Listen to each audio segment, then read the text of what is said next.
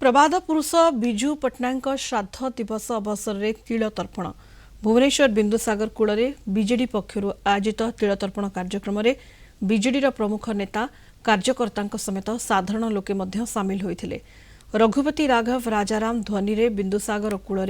विजु बाबू स्मृतिचारण कर विजु पट्टनायक फटोचित्र में माल्यार्पण कर अवदान को स्मरण कर वरिष्ठ बीजेडी नेता देवी प्रसाद मिश्र समेत पूर्वतन मंत्री अशोक पंडा, बीएमसी मेयर सुलोचना दास, भुवनेश्वर उत्तर विधायक सुशांत राउत, भुवनेश्वर मध्य विधायक अनंत नारायण जेना और अन्य उपस्थित नेता कार्यकर्ता और लोक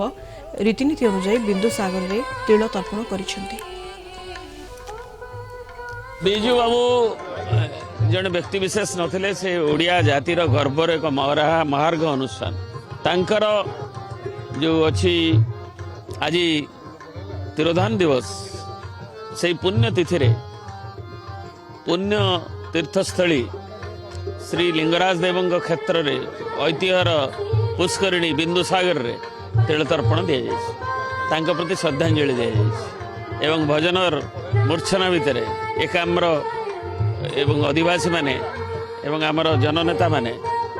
समस्ते एकाकार होती से प्रबाद पुरुष को श्रद्धांजलि देवाई। ओडिशार अन्यतम बरपुत्र ओडिशा विकास अन्यतम सारथी श्रद्धांजलि जनाऊँ। सी अवर्तमान राज्य स्मृतिचारण करुच्ची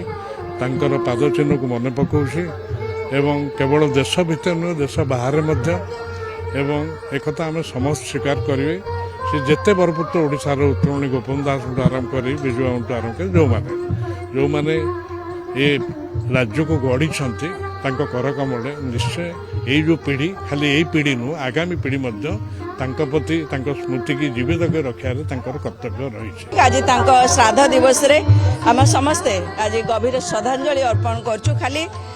विजु जनता दल नुहे ओडिशा को जी भल पाउथबो निजको ओडिया बोली गर्व करथबो समस्ते तांको नै कि गर्व करंती आउ तांको अमर आत्मा प्रति समस्त आज सम्मान सहकारे श्रद्धांजलि अर्पण करछंती।